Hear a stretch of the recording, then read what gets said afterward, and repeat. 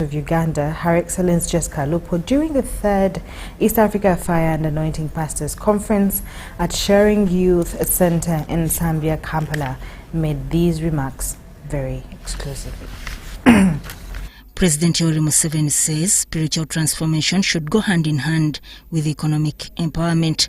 Addressing pastors and Christian leaders from Uganda and across East Africa, the president challenged believers not to remain in what he described as economic darkness while experiencing spiritual enlightenment. I appeal to the Christians to continue working hard to build stable and prosperous homes. If you have spiritually seen the light, then you must do the same economically. You cannot see the spiritual light, yet stay in economic darkness. You must push yourselves a little extra and explore your household incomes. Museveni also commended American evangelist Dr. Michelle Corral, president and founder of Breathe of the Spirit Ministries, for what he described as her contribution to communities through charity and uplift programs. I would like to thank Dr. Michelle Corral for making a commendable contribution to the prosperity and development of Uganda, East Africa, and Africa. American evangelist Dr. Michelle Corral highlighted Uganda's contribution to refugee freedom on the African continent. If you are a preacher of the gospel, my heart is, and that I believe, and I'm praying all Christian ministers that have been given a platform will understand the responsibility in the world. Dr. Michelle awarded President Museveni and Mama Janet for creating peace and stability in the region. But Uganda is on the brink of God raising this nation up to be an example to all the world of what success looks like and how God is the one who's going to do it. God is the one who's going to bring up Ugandans and use Ugandans all over the world remarkably.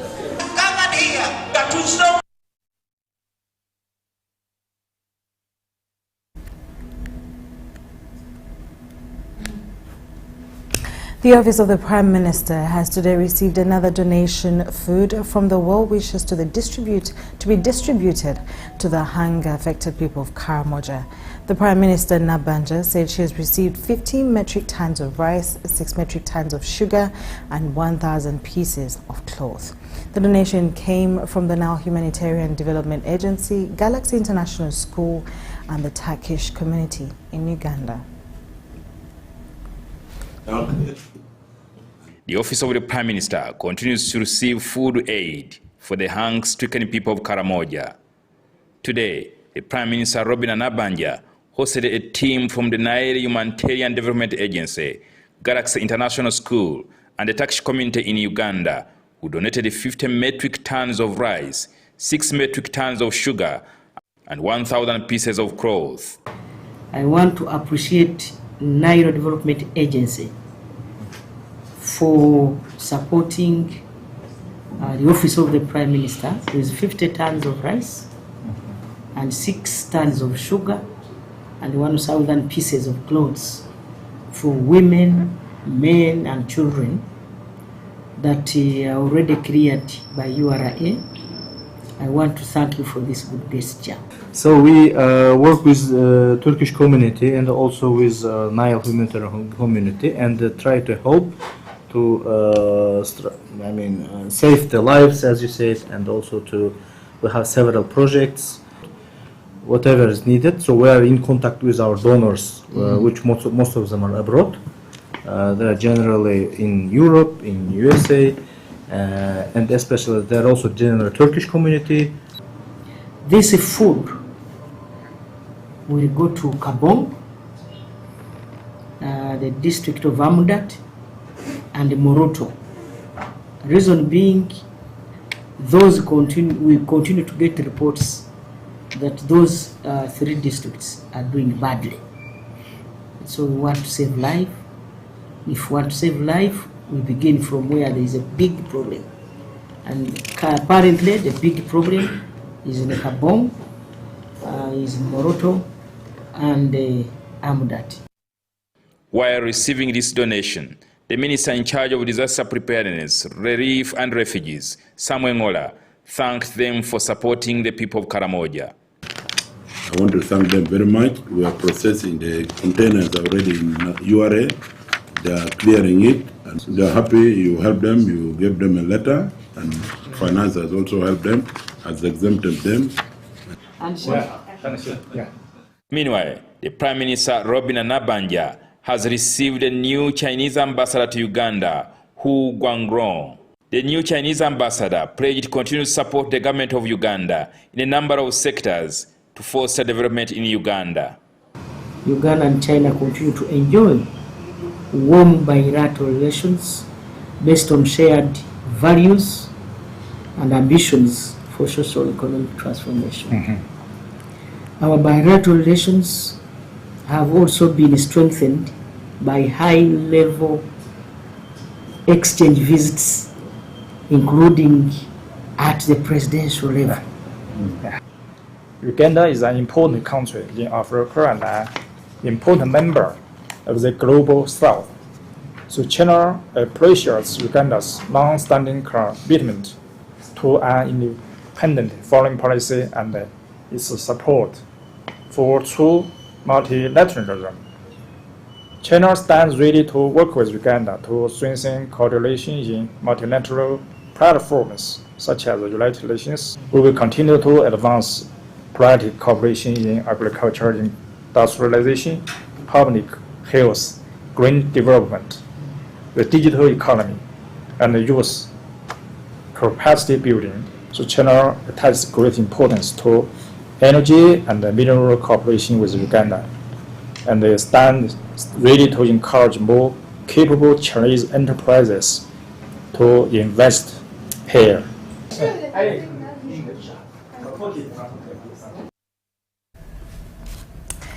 Now, the leadership of Parliament has inspected progress of works at the construction site, of the construction site of the new parliamentary chambers. The team entailed the Speaker, Jacob Oboth Maxwell, Deputy Speaker of Parliament Thomas Tayebwa, Leader of Opposition Joel Senyonyi, members of Parliamentary Commission, and Clerk to Parliament Adolphe Mwesije, among others. But before that, we'll look at a story where the Prime Minister, Nabanja, has lauded World Vision for partnering with the government in the socio-economic transformation agenda. Nabanja made the remarks this afternoon while launching the 2026-2030 year strategic plan for World Vision at Speak Resort and Conference Center. Again, append my signature as a symbol of launching the strategy of World Vision 2026-2030 for God and my country. This comes at a time when World Vision Uganda is celebrating 40 years of serving Ugandans since 1986. Nabanja says that World Vision Uganda has evolved from a humanitarian relief organization into one of Uganda's most established partners that is reliable. In the communities where World Vision Uganda has worked, household poverty levels have significantly reduced. Child and maternal health has been enhanced. Child marriages have reduced, and education outcomes have also improved. We also recognize World Vision Uganda's contribution to policy and legislative reforms, including efforts to combat child sacrifice, child labor, and child marriages. The chairperson of World Vision Board of Directors, Michael Segwaya, assured the government of continued collaboration in helping the vulnerable people, especially children. Through the strategy of 2026 to 2030, we want to ensure that every child deserves a better future. They deserve dignity, they deserve safety, they deserve hope. We promise that for the next 40 years, we shall do whatever we can to ensure that we stay and connect in the difficult journeys and the constraints the nation may be facing. World Vision Uganda began operations in 1986 in response to the humanitarian crises following the 1981 to 1986 war, the Lord's Resistance Army insurgency in northern Uganda, the HIV and AIDS epidemic, and successive refugee emergencies.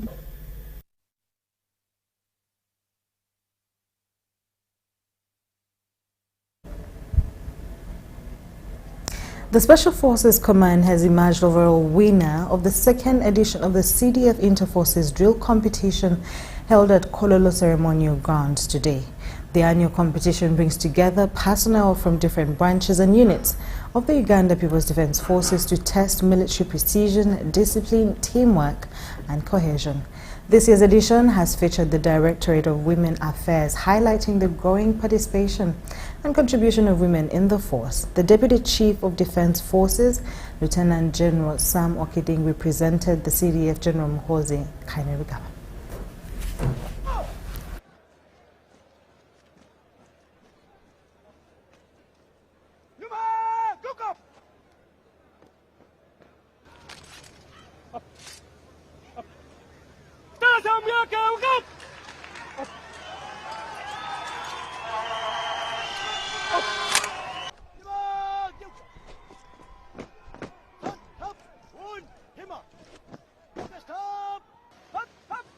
The Directorate of Women Affairs.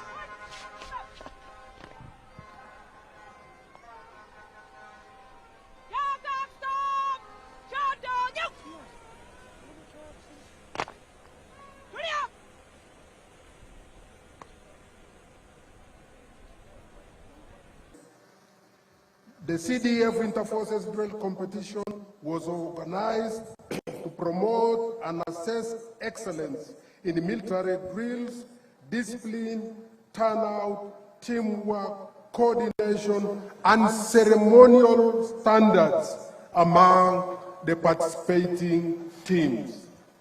The competition provided an opportunity to demonstrate the importance of drill as a fundamental aspect of military professionalism.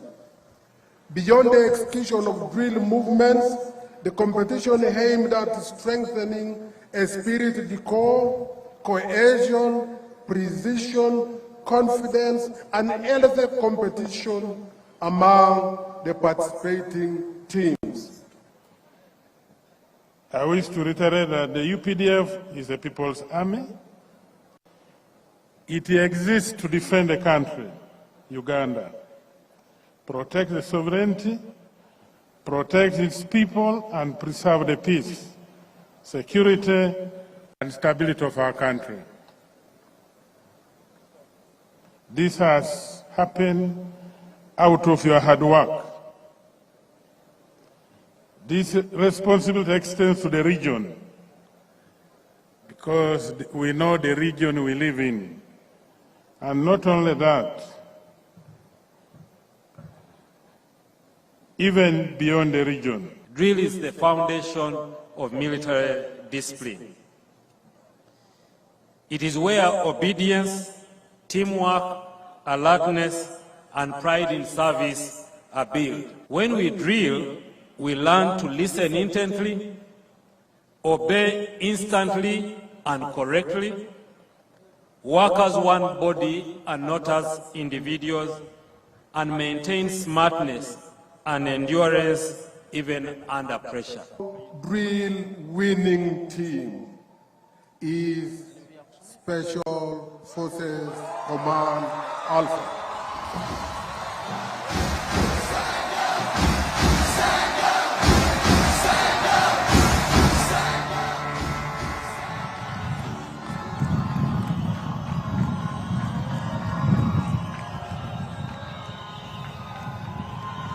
I, the team leader, Special Forces Command Alpha, you are requested to march forward so that together with the...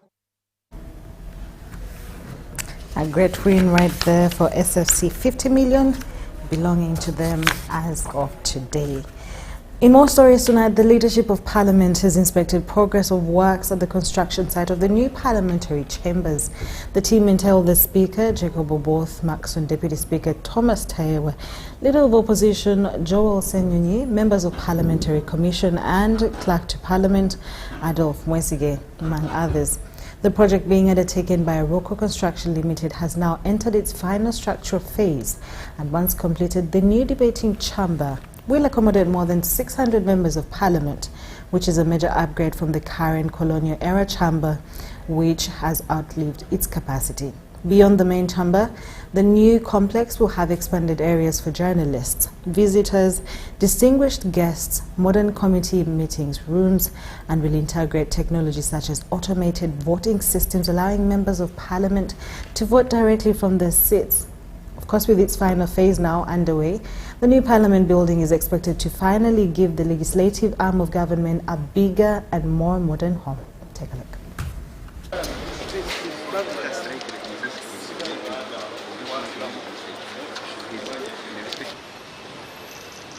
are not investigating.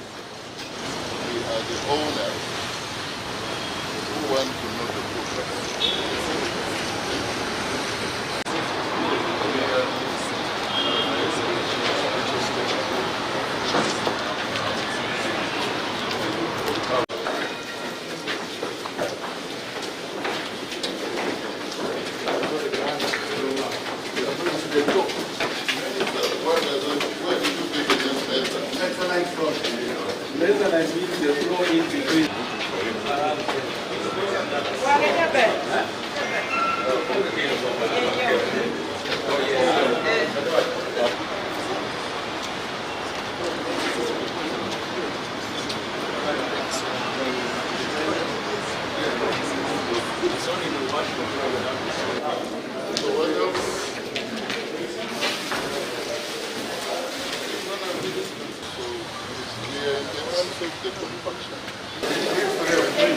Tell us where we are, where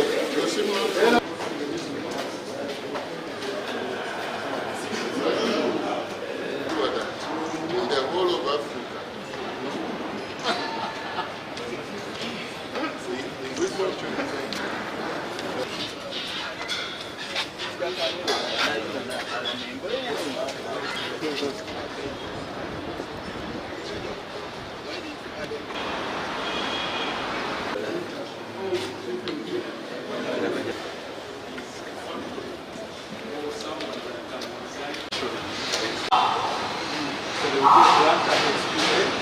So we are going to add concrete then this whole area, that's the one that will now house. Will continue. I thought there was a void, so there is no void. The void was at the extreme end. Then you have that hypex, that piece that goes up. The Parliamentary Committee on Statutory Authorities and State Enterprises, COSASE, has deferred its engagement with the Kampala Capital City Authority over failure of Executive Director Sharifa Buzeki to appear before the committee. The committee chaired by Mwada Nkunyinji noted that some of the issues raised in the Auditor General's findings could only be answered by the Executive Director, not her deputy. Nkunyinji has also cautioned entities and accounting officers that continue to disregard committee summons, warning that the committee will take action against those who fail to honor its meetings. Kampala Capital City Authority officials who have appeared before the Parliamentary Committee on Statutory Authorities and State Enterprises were sent back after failure of appearance by the Executive Director, Sharifa Buzeki. It's very clear in the law. For us as per COSASE, we only know the accounting officer. That is our beginning point. The rest come later. Instruction that you appear with the Executive Director. The delegation was led by the Deputy Director, KCCA, Benon Kigenyi, who the committee thought wasn't capable of answering the audit findings. The Deputy Director, KCCA, Benon Kigenyi, informed the committee how the ED provided to an electronic letter with the e-signature delegating him to answer to the audit findings. However, this raised concerns in the committee, questioning the authenticity of the letter. The ED for KCC has no powers at whatsoever to appoint or even delegate any person within the institution to serve as the accounting officer. Wouldn't qualify this letter a subject of investigation itself. I'm very sure that you are holding an original copy of that letter. If you did observe very clearly, that is not a sign of physical sign-off. Among the observations that raised concerns in the committee from the Auditor General's report for the financial year ended 30th June 2025 include areas close to 300 billion shillings, unutilized assets like land mounting to 5.2 billion shillings, issues to do with waste management, among others. How come for the whole of Kampala and Uganda, a bid of 8.4 billion, only one bidder could apply? So there are questions to do with the procurement. The committee also cautioned entities and accounting officers that continue to disregard committee summons and meetings. We are going to internalize and interrogate the law, and we are likely to develop a finding that we shall hold accountable such accounting officers in their individual capacity. The Speaker of Parliament, Jacob Oboth, has also continued to address absenteeism of accounting officers to committees. I would like to remind all accounting officers that it's their constitutional obligation to be accountable to the citizens of this country. The committee is to schedule another engagement with KCCA to make conclusive reports on the audit findings. Lydia Chomkama, UBC News. Thank you, Lydia Chomkama. In more stories tonight, members of parliament have tasked the government to take full responsibility for Ugandans facing difficulties abroad after seeking employment through labor externalization programs, whilst calling for stronger laws and policies to protect Ugandans working in foreign countries. Take a look. Thousand Ugandans reportedly leave the country each year in search of employment opportunities abroad. However, some use unlicensed labor recruitment agencies, exposing them to exploitation, trafficking, and other forms of abuse. Concerns have now been raised. Over 3 Ugandan nationals were allegedly trafficked and are now detained in Thailand under unclear circumstances. They have been identified as Amon Sache, David Mushaija, and Kusima Samuel. In a statement delivered to Parliament in regard to the same, the Minister for Gender, Labour and Social Development, Lieutenant General Henry Tumukunde, said the company used by the three to travel to Thailand was not licensed by government. Result Recruitment Company is not a licensed company and does not appear in the database of the External Employment Management Information System. He therefore said the ministry had no official information regarding their recruitment or travel arrangements. The ministry does not have any engagements in externalizing Ugandan migrant workers to Thailand. Therefore, in the case of trafficking persons, which should be investigated by police and the anti-trafficking unit under Ministry of Internal Affairs. Members of Parliament were dissatisfied with the minister's explanation, arguing that the government has a responsibility to protect Ugandans who leave the country in search of better employment opportunities. But there are Ugandans out there who need help, even though they never went through recruitment agencies. People travel for all sorts of reasons. Sometimes it could be a medical reason, sometimes it could be a tourism reason, and they get issues there. We should not abandon them. They also cited the need for government to create employment opportunities for the youth to deter them from leaving the country. Why don't we develop a national bank that has every single person ready for employment to be registered? The labor export companies pick those that have been verified by the ministry. I really want this House to look through that solution of having labor attaches. Like we have defense attaches, we have immigration attaches, and the labor attaches will specifically track our people. We need attaches from Ministry of Gender. This House, I call upon you to support them. Minister Tumukunde also committed to ensure public awareness about labor externalization In an effort to curb trafficking, the issue of the 3 alleged traffic Ugandans who were detained in Thailand was raised by the woman representative of Soroti City, Achom Joanna Lobo, who the minister has tasked to provide additional information to further aid investigations and perpetrators be brought to book. Rebecca Nantongo, Gloria Gutabinji, Parliament. Members of Parliament's Defence and Internal Affairs Committee have toured the Criminal Investigations Directorate headquarters in Chibuli to assess progress on the ongoing infrastructure development. The committee has commended the Uganda Police Force for utilizing 7 billion shillings allocated, saying that the project represents value for money. The committee, led by Kabula County Member of Parliament, Enosa Simwe, also pledged continued support towards completion of the works, and we have a detailed report on this story. The Defence and Internal Affairs Committee of Parliament has visited the Criminal Investigations Directorate headquarters in Chibuli to assess progress on the construction, refurbishment and enhancement of facilities for the Uganda Police Force. We are here to do our oversight role. Now, the Parliament Committee on Defence and Internal Affairs is impressed on how the Uganda Police Force has utilized the 7 billion that was given to police to develop the Criminal Investigations Directorate in Kampala. It means there is value for money. So as a member of the committee, I think we shall think twice, and if possible, let most of the construction activities in this country be taken over by the security personnel. Is that from just visual by looks, the 7.4 billion that has been given has done a very good job. Members of the committee made a familiarization tour of the ongoing construction of the CID headquarters, including the Data Analysis Center. The center is designed to analyze real-time information to support crime detection, investigation and response.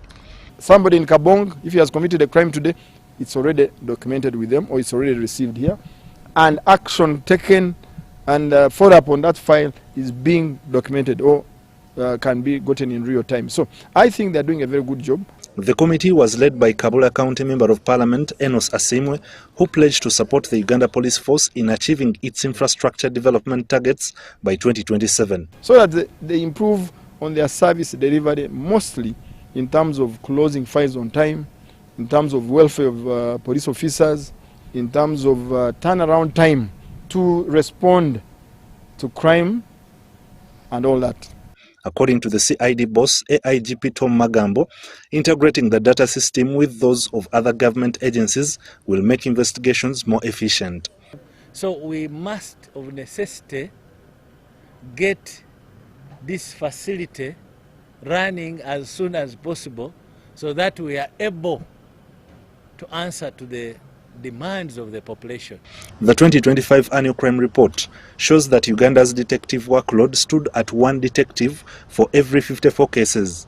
AIGP Tom Magambo says the CID is working to increase the number of detectives internally in order to reduce the workload while also adapting to changing patterns of crime. What measures are you putting in to ensure that you close that gap? Criminals have migrated. I've said this so many times. We are now talking about artificial intelligence. We are talking about people operating all these digital spaces and committing crime. So we must, of necessity, get this facility running as soon as possible so that we are able to answer to the demands of the population. The works at the CID headquarters are expected to be completed by March 2027.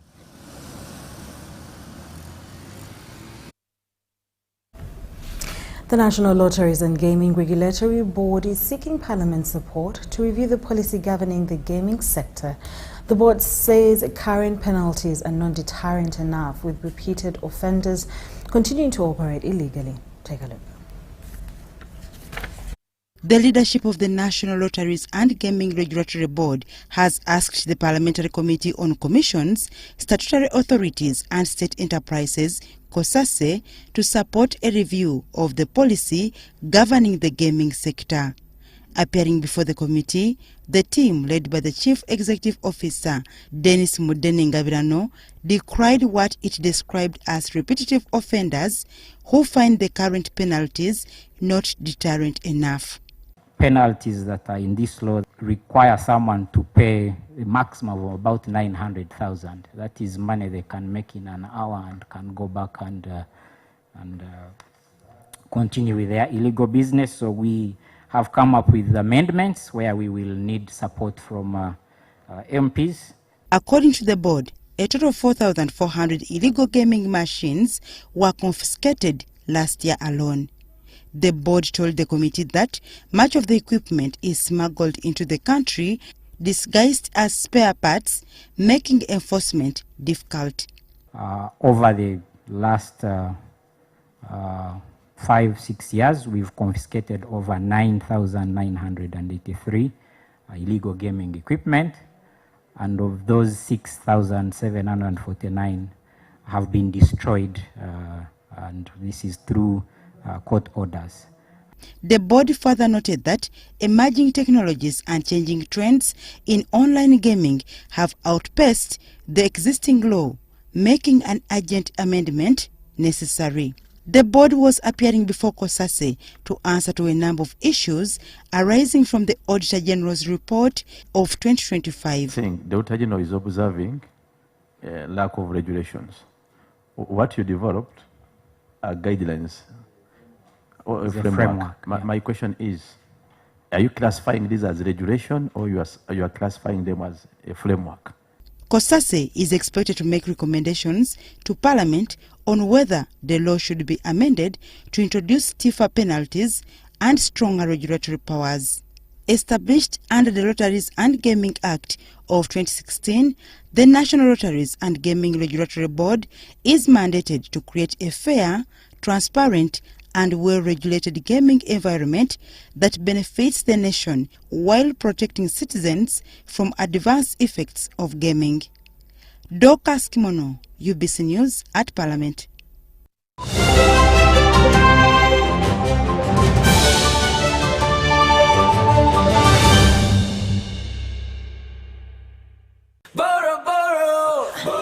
Mami! Wanje sabo Ugamotia. Oina kachi. Ha. Kagulini zitekako. Teka kagulini. I want everything, eh? Yes.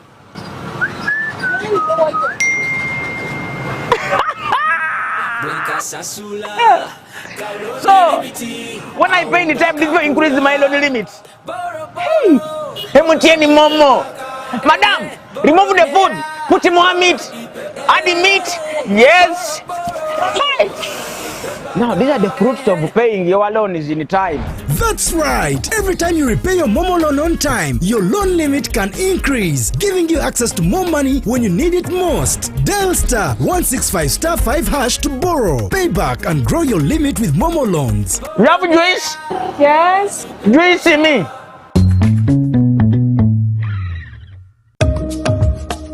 What if accessing government services became easier, faster, and closer to you? Introducing Service Uganda Centers, a new initiative designed to bring key government services closer to the people under one convenient location. Less movement from office to office, less unnecessary travel, better access to services and information. At the Service Uganda Centers, citizens will be able to access national ID services, passport processing, business registration, land and revenue services, and more, all in one convenient location. Whether you are in the city or upcountry, Service Uganda Centers are being designed with you in mind. Enjoy faster service, professional guidance, and a seamless customer experience. This is an initiative of the Government of Uganda, digitally powered by the National Information Technology Authority Uganda, NITA, under the Uganda Digital Acceleration Project Government Network. Service Uganda Centers, bringing services closer to the people.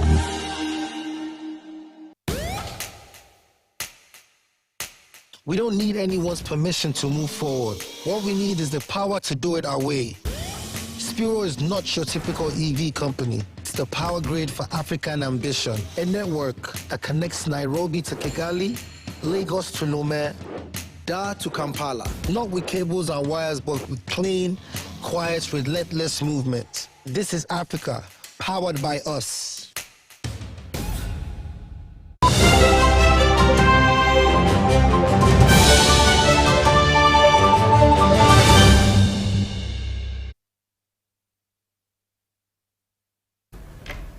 Welcome back from that short commercial break. We continue with our news tonight.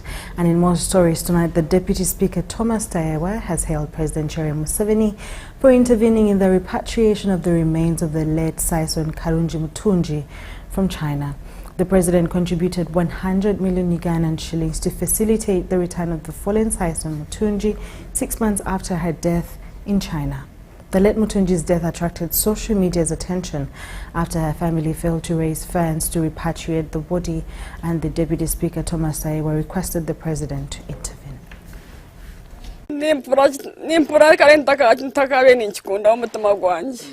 In this social media video, Bamutwala Mebo made an emotional appeal to authorities for support after failing to raise 100 million shillings to repatriate the remains of her daughter, Saison Mutunji Karungi, who died in China.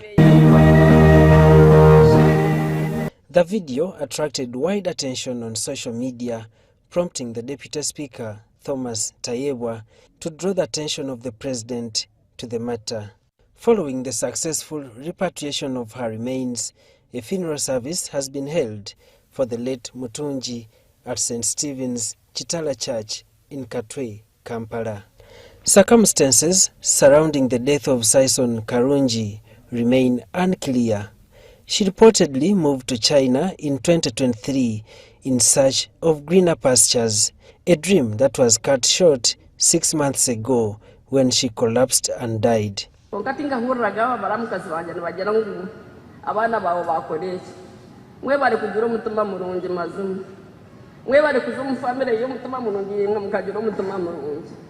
Nimbasima mulonga mwebale Saisoni rahanga mfere chunguro churunja musasire byone byamshoberaho muso. Deputy Speaker Thomas Tayebwa and mourners commended President Yoweri Museveni for facilitating the repatriation of the remains of Mutunji Karungi by contributing the 100 million shillings required. Nsima Mukama for the gift of President Yoweri Museveni to this family. I really, really, really want to thank God, because if it wasn't someone who has such a heart, I don't think he would have given me attention. Konkanjireyo emirundi mingi ninje chikuntambira tikuza okushaba ebyanje. Honorable Deputy Speaker, and we for helping us and for helping the family, and we pray that God protect them, protect our President, protect our Right Honorable Deputy Speaker, even protect the country. The late Saison Mutunji Karungi will be laid to rest in Nyakatunta, Mutara, Mitoma District on Friday this week. Daniel Mugoya, UBC News.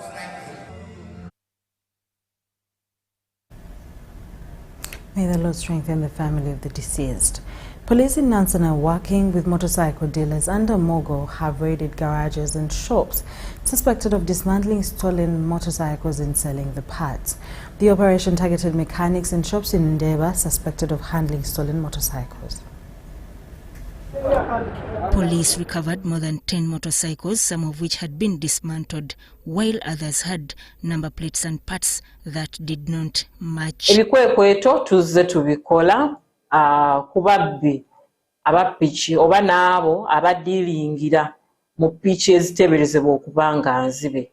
Nga ekikwekweto emyezi nga ebiri emabega twakola ekikwekweto ku Muganzi Razza. The dealers say theft of motorcycles continues to affect their business and have warned those involved in the vice to stop. The objective of this operation is to ensure that we cut down on the cases of theft that are happening across the country, and also ensure that we give justice to the victims of this theft. This operation is countrywide, and it's geared towards ensuring that we clean up any form of theft that is going on, and also ensure that our customers, the Mogo customers, get justice. More than 20 people, including a woman, were arrested during the operation and detained at Nansana police station. Police are now working to establish the rightful owners of the recovered motorcycles. The operation is part of the efforts to crack down on the theft and illegal sale of motorcycles and their spare parts. For UBC News, I am Sudat Kaye. Police in Terego are holding 41 refugees after they allegedly burned down offices of the Office of the Prime Minister, UNHCR and police barracks in Mvempi refugee settlement. The South Sudanese refugees rioted on Tuesday evening following the nomination of Refugee Welfare Council chairpersons for levels 1 and 3 after one of their preferred candidates reportedly missed out on the ballot. Police in Terego district are investigating any incident of riots by refugees that resulted in arson and malicious damage to property at Mvempi refugee settlement. The incident occurred at 4 p.m. yesterday at Mvempi base camp in Odupi sub-county after Mvempi refugee settlement organized elections for Refugee Welfare Council levels 3 and 1, for which nominations took place from the 10th to 14th of this month. Joseph Nanguchia, the police spokesperson for West Nile, explains. While at the position of Refugee Welfare Council 3, 4 candidates showed interest. 2 of the candidates were successfully nominated by the nomination committee. However, one, Laurel Charles James, who was not successfully nominated. Despite not being nominated, Loro reportedly started campaigning, prompting community members to complain to the office of the Prime Minister ahead of the elections scheduled for 26th of this month. So on Monday, 24th August 2026, the OPM and partners had a meeting with all the successful candidates, and one, Laurel Charles James, was requested to stop campaigning because he was not vetted by the nomination committee. Yesterday, that is 25th, at around 2:30 p.m., South Sudanese refugees in support of Laurel Charles James marched to Mvempi police station with flip charts indicating that no elections on 26 August 2026 if their candidate was not to be on the ballot paper. This group, however, charged and started stoning police officers and vandalized the OPM administrative block. All the properties inside were set on fire. Mvempi police office and barracks were set on fire too. UNHCR office block and canteen for office of the Prime Minister were vandalized. 1 police motorcycle and 1 generator burnt.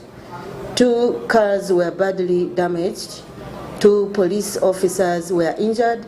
7 suspects in police custody were aided to escape. Police opened a case of arson and malicious damage to property at the Terego Central Police Station. Angucha confirmed that 2 rioters were shot dead by stray bullets fired by police officers in the process of quelling the violence. It should also be noted that the 2 who died of stray bullets were among the South Sudan refugees who attacked Mvempi police station and attempted to grab guns from our officers. So their bodies were brought to Arua Regional Referral Hospital mortuary as inquiries continue into the matter. Wanguchia says refugees found to have committed criminal offences will be prosecuted in accordance with Ugandan laws. We condemn acts of refugees taking law into their hands to do violence at the settlement. Those who will be found to have committed crime shall be prosecuted according to the law. Joseph Wadama, UBC News. The Minister for Local Government, Balam Badgahara, has intervened in a long-standing dispute among Bala Central Market vendors who have been operating at the mercy of store landlords. While meeting market vendors this Wednesday evening, Minister Balam kicked out all non-market operators who had been disguising themselves as landlords and charging vendors illegal monthly dues. The local government minister Baramu Rugara has returned to the eastern parts of Uganda as he continues his crusade against corruption. This time round, Sebe sub-region will be his next stopover. However, en route to Sebe, the local government minister stopped in Mbale City to address the leadership and operational challenges at Mbale Central Market.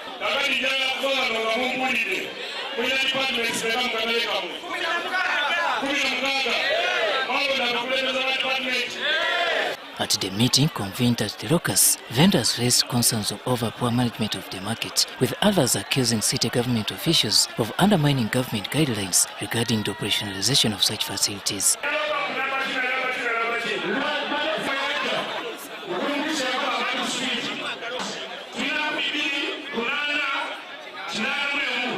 During the heated interaction, vendors complained about unfair treatment by sectional businessmen who claim ownership of their stores and in turn extort monthly payments from them.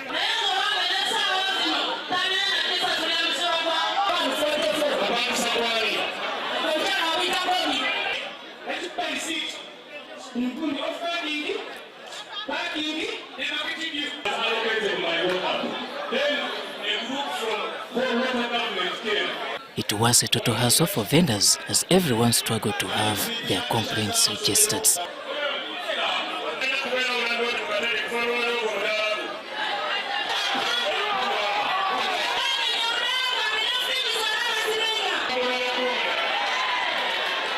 At the end of the engagement, Minister Balam kicked out all the purported landlords from the market and handed over the contested stores to their current occupants.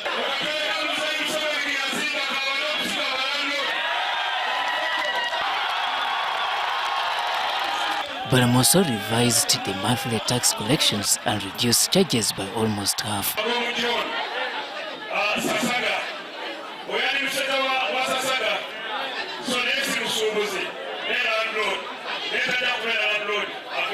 He was accompanied by local members of parliament, led by the Member of Parliament from Mbale City Industrial Division, Karim Masaba. Robert Anyango, UBC News.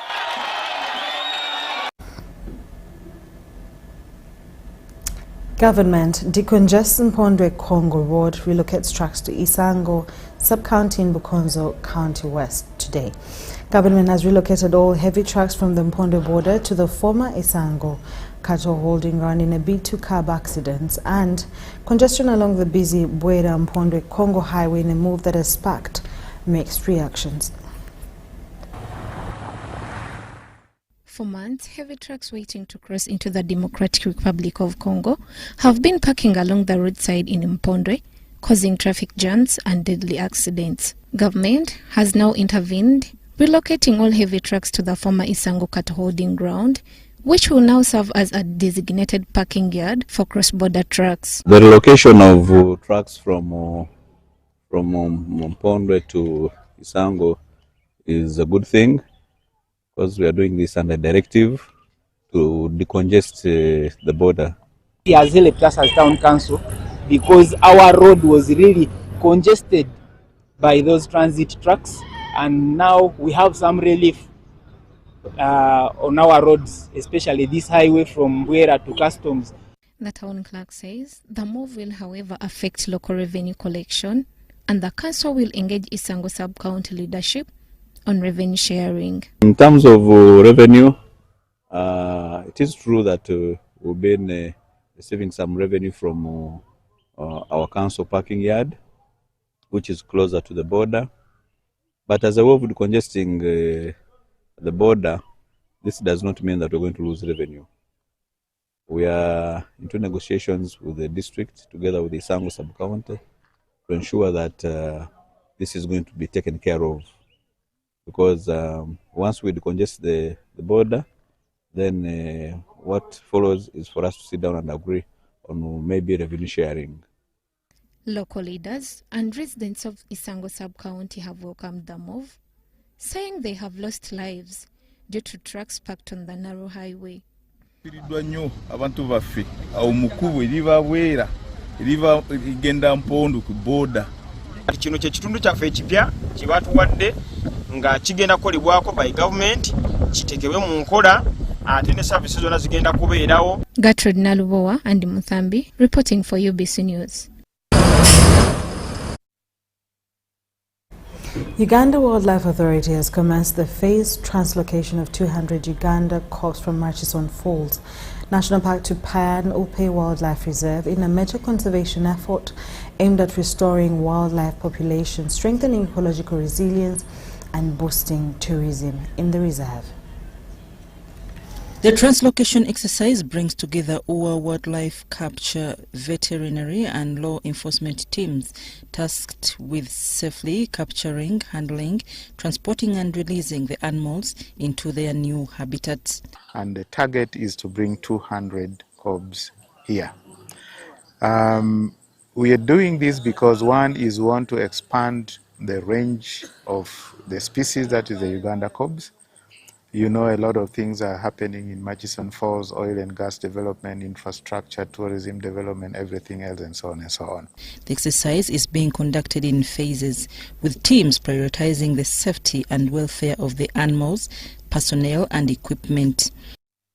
A total of 200 Uganda cubs are expected to be translocated through successive operations in line with international recognized conservation standards and UWA's established wildlife management procedures.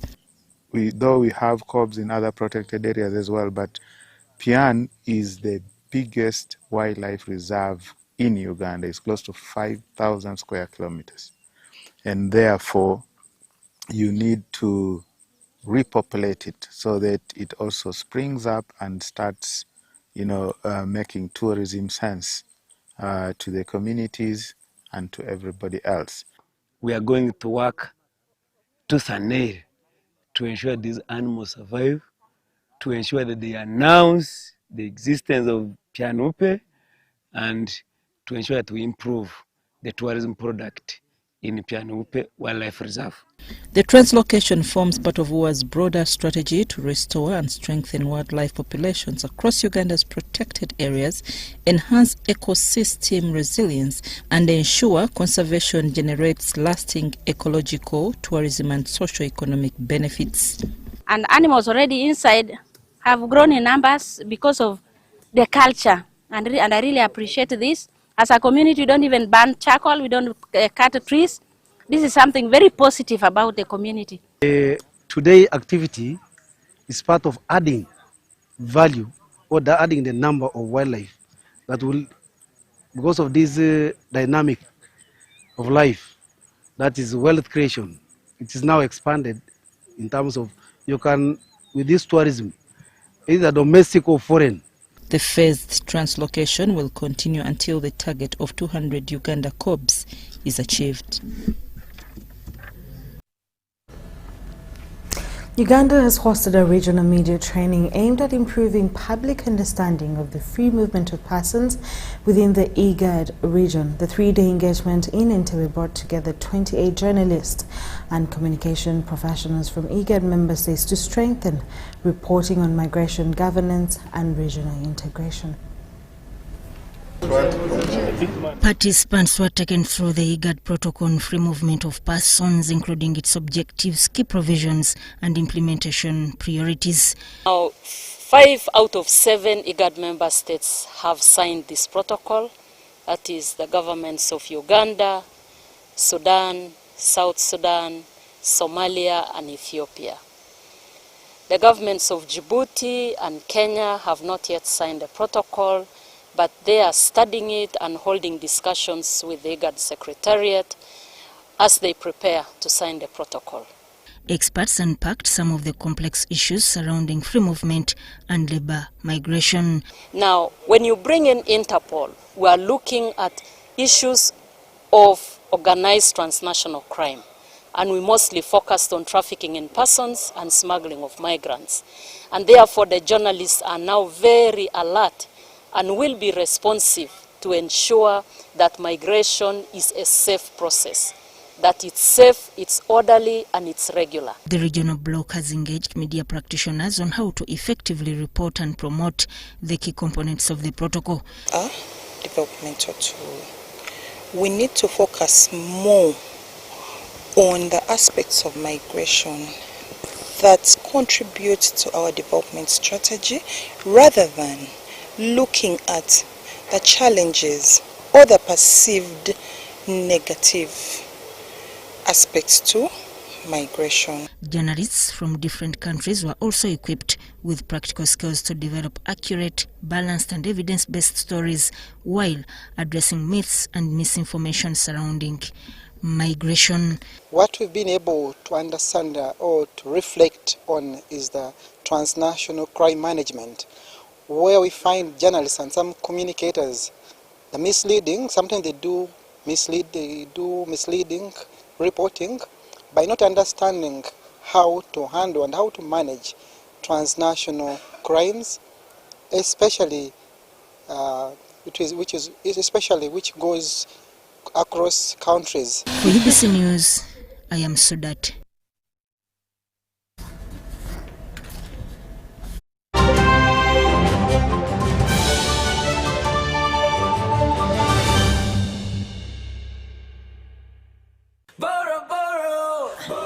Mami! Wanje sabo. Ukamotia. Wina kachi. Ha. Kagulinis tekako. Kagulinis. I want everything, eh? Okay. Yes.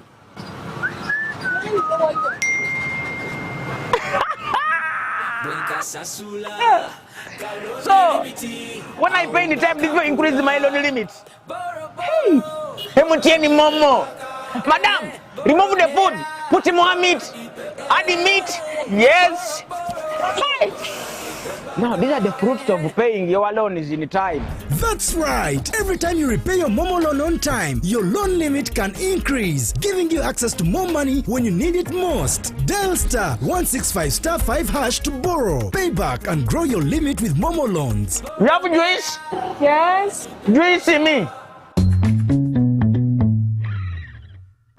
Alo. Yesebo mwami mukasa. Mutyaneyo. Yono broka. Yenze broka wa mayumba. Bangambye ne nyumba za mwenunjiko. Kitufu. Oyagala yabisenga bimeka? Nga bisatu. Ebeyi bagigambye. Bangambye saa 5. Deda 7 zali nyamuko. Yibwaki. Anti rangi je tusigisa ya mulembe. Anti nefali y'ekitundu yalinnya. Musigisaaki. Global Paints. Mutya. Ku ceiling. Tukozesa Global Mat. Ate munda ne tukozesa Global Silk Vinyl. Singa kwetaga wabweru. Wabweru tukozesa Global Weather Coat Emulsion. Owa. Kusiga je musiga. Ogwo mutindo okusasulira sente zonna. Guli wumite. Global Paint, a reliable product.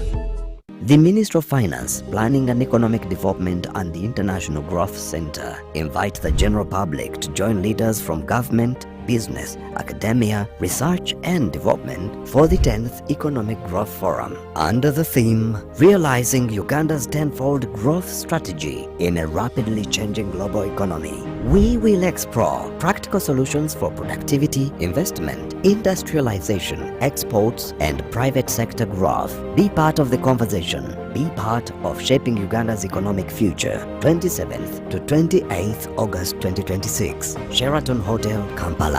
10th Economic Growth Forum. Turning ideas into action for Uganda's tenfold growth. The event will be broadcast live on UBC TV.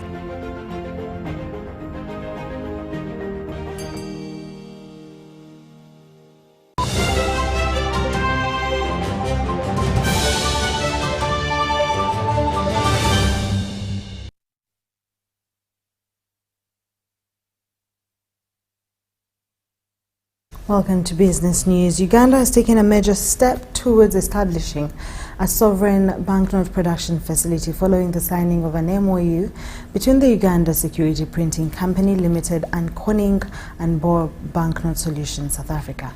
Take a look.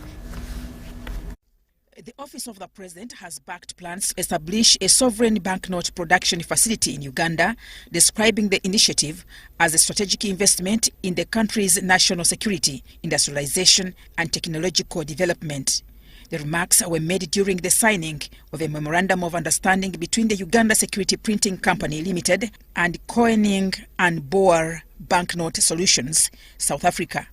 Minister for the Presidency, Babirye Miri Babalanda said the initiative supports President Yoweri Museveni's long-standing vision of strengthening Uganda's capacity to produce strategic national materials locally. She said the project goes beyond installing machines, emphasizing that it is about building national capacity through skills transfer and technology development. This is a strategic national facility that will be involved in currency manufacture to ensure that the joint venture objectives are realized in a timely manner. Babalanda directed that Ugandan engineers and technicians be involved throughout the planning, installation, testing and commissioning of the facility. She also called for the establishment of a multi-sectoral technical committee involving the Bank of Uganda, Ministry of Finance, Attorney General's chambers and security agencies to oversee the project. Uganda Security Printing Company, please remain focused on the objectives of the joint venture agreement.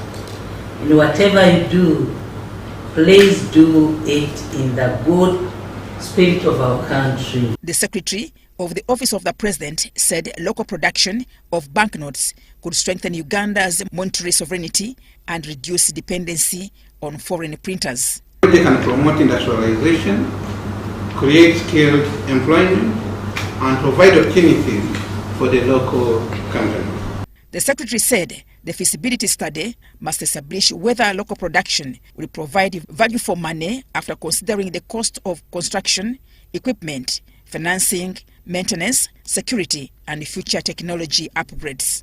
The proposed facility is also expected to transport industrialization by creating skilled employment and providing opportunities for Ugandan companies to participate in the supply chain. However, officials emphasized that the project must proceed on the basis of a comprehensive feasibility study, transparent procurement, strong security measures, and a sustainable financing plan. 90% of the banknotes of the world which you take into your hand are incorporating technology from our side. Tony Hilda and Mike Bakabulindi, UBC.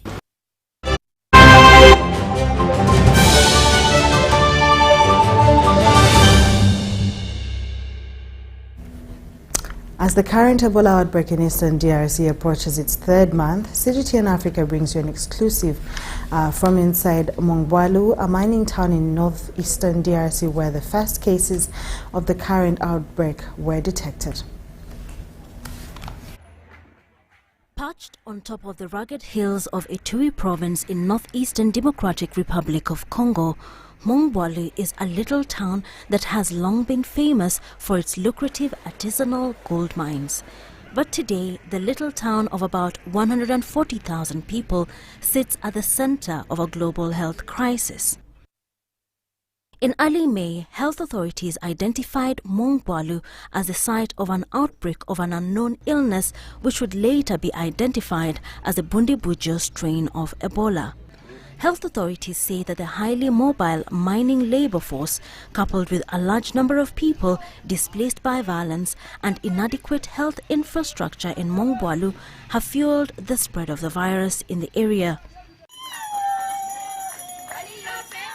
In the middle of an Ebola outbreak, a rare reason to celebrate, a former patient has been discharged. He is one of dozens of people who have recovered in this health zone. Amid fear and confusion across the country, survivors offer living proof that Ebola is real and beatable. Deogracius Kasereka was the first patient to recover in Mongwalu. I was declared cured and discharged. I was the only patient to recover among all the confirmed Ebola cases that day. Sadly, all the others died.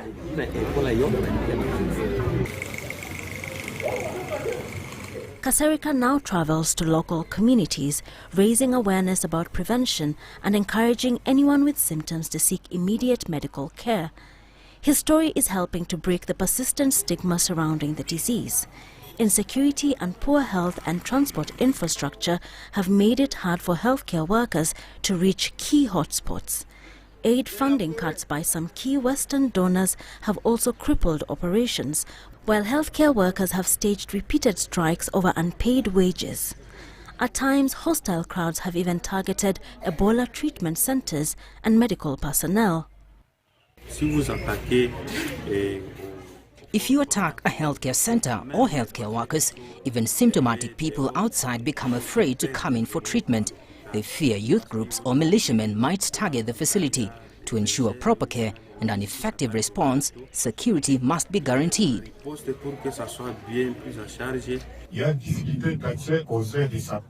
There are challenges in the health zones, particularly related to limited mobility and security issues. So far, we have 12 health areas. There's also a health zone located in the Mombasa territory, about 50 kilometers from here, to which access remains difficult. Against this backdrop, DRC Prime Minister Judith Suminwa Tuluka recently visited Mongwalu to evaluate ongoing containment efforts and announce additional state resources. We are considering the sustainability of Ebola response to ensure that the health system does not collapse after the pandemic. But for the public, my message is simple. Without community engagement, we cannot eradicate this disease. Further complicating the issue, the outbreak involves the rare Bundibujo strain for which there is currently no approved vaccine or treatment. Nearly 90% of the country's Ebola cases are concentrated in the northeastern province of Ituri, the home province of Mongwalu. As celebrations continue of a patient recovery, Mongwalu appears to be living up to its name, which means celebration in the local Nyali language. Every recovery offers a vital sign of hope in a fight that experts warn could last for months. Wilkes Anyabwa, CGTN.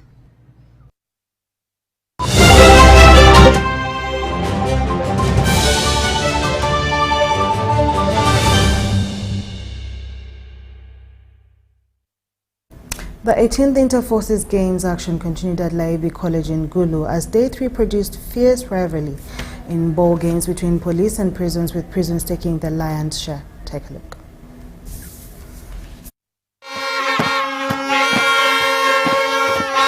Inter-Forces Games action continued today with fierce contests, the ball games, as police took on prisons in contentious battles.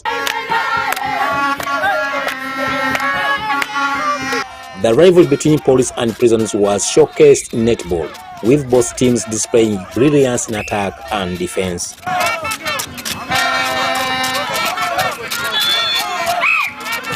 It was tight both sides, defended well, utilizing every available opportunity to score.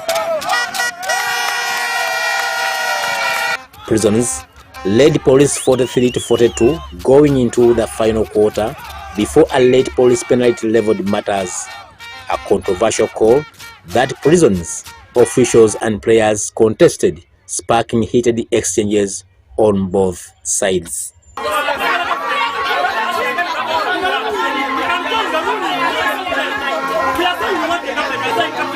The handball game between prisons and police was a physical encounter full of muscle and hard tackles from both teams. The same rivalry played out in the men's handball.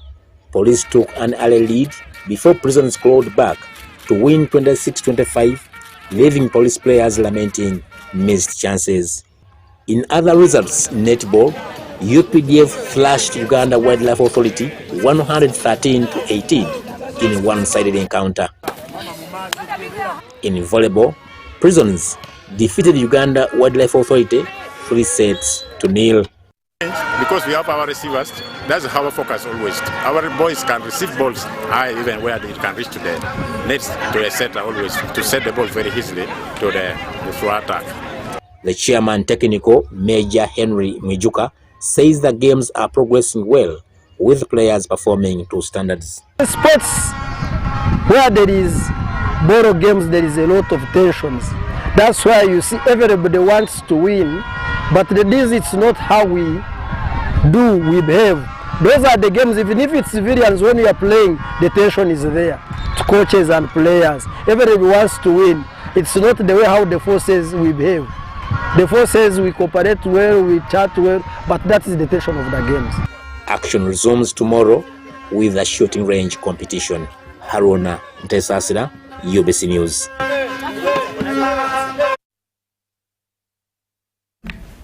The 2026 Johnny Walker Uganda Open Golf Championship has continued at Uganda Golf Club Chitente with day 2 of the Amateur Open that has climaxed with Zambian Gilbert Chalwe ahead of the leaderboard with 139 gross points, which is just 1 stroke ahead of joint second Zambian Dominic Musonda and Ugandan Joseph Kasozi.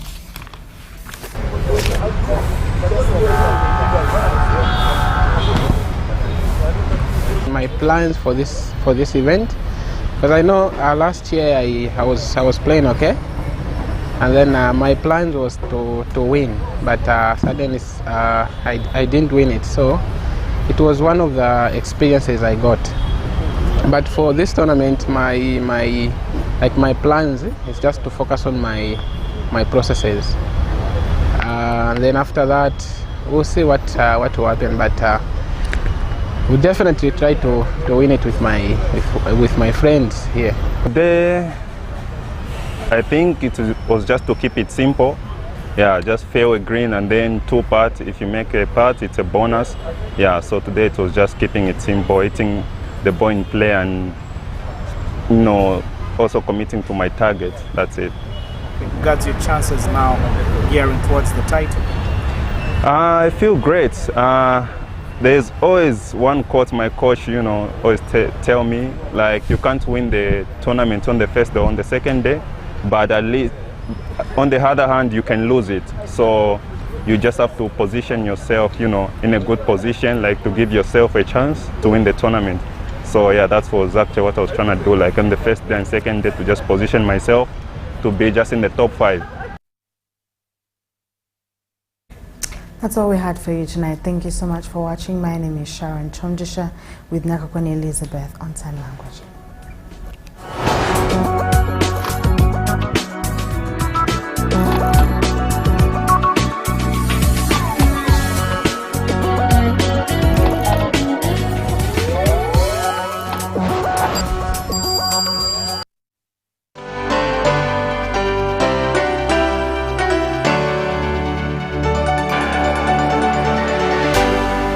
UBC, inspiring Uganda.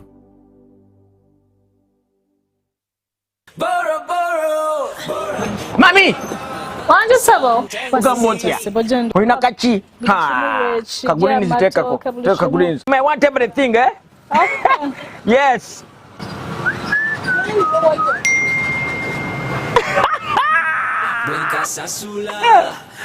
So, when I pay the time, this will increase my loan limit. Hey, Hemutieni Momo. Madam, remove the food, put more meat, add the meat. Yes. Hey. Now, these are the fruits of paying your loan is in time.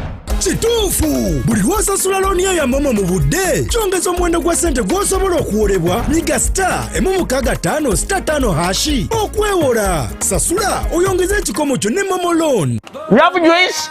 Yes. Juice in me.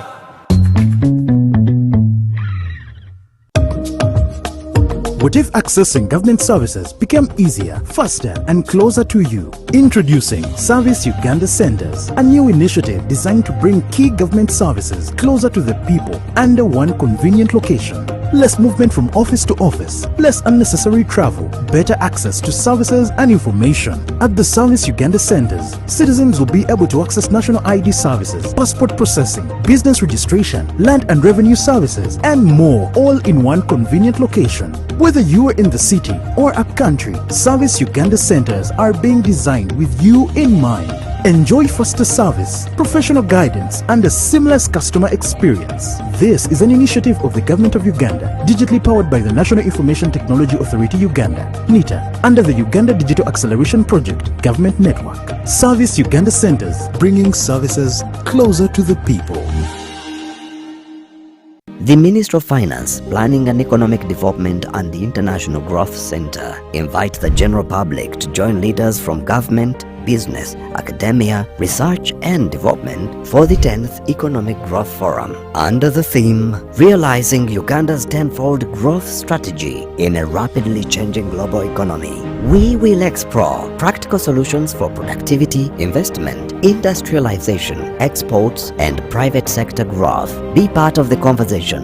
Be part of shaping Uganda's economic future. 27th to 28th August 2026. Sheraton Hotel, Kampala.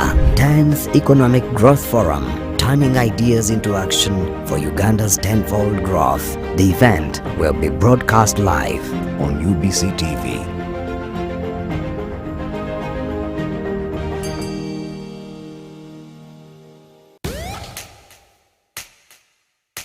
We don't need anyone's permission to move forward. What we need is the power to do it our way. Spiro is not your typical EV company. It's the power grid for African ambition. A network that connects Nairobi to Kigali, Lagos to Lome, Dar to Kampala. Not with cables and wires, but with clean, quiet, relentless movement. This is Africa, powered by us. Uganda, are you ready to take your business to the world? This September, the Gateway to International Markets opens in Istanbul, Turkey. From the 15th to the 19th of September 2026, join AFEX 2026 Africa Business Forum and Expo, bringing together Africa and global markets in one dynamic business platform.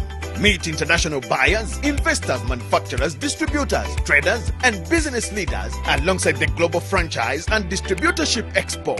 Whether you are in textiles, agro-processing, tourism, logistics, ICT, manufacturing, education, mining, FMCG, healthcare, construction, or automotives, AFEX 2026 gives you the opportunity to connect, exhibit, invest, and expand.